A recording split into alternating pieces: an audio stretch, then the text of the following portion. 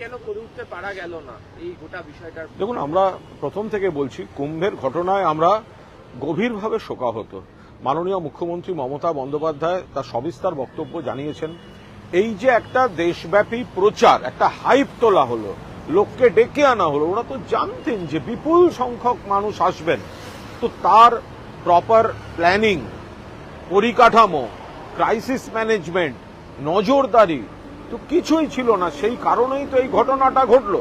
আমাদের গঙ্গাসাগর দেখুন, 3.5 কিলোমিটার জলপথ, নদীপথে যেতে হয়, ওখানে তো সবটা সড়ক পথে।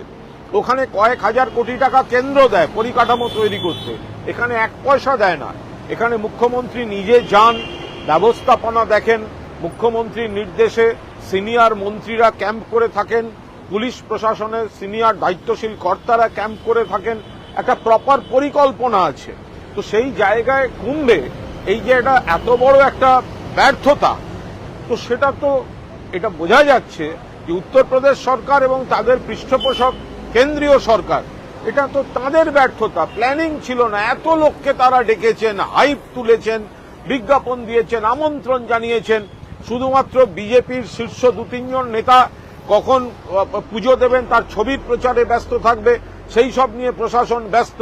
সাধারণ যারা পুণ্যার্থী তাদের দিকে নজর দেওয়া হয়নি। ফলে এই ধরনের একটা ঘটনা, ভয়ঙ্কর ঘটনা ঘটেছে। এর তো কেন হলো, কি হলো, দায়িত্ব তো নিতে হবে ওখানকার সরকারকে। তো ফলে যা যা পদ্ধতি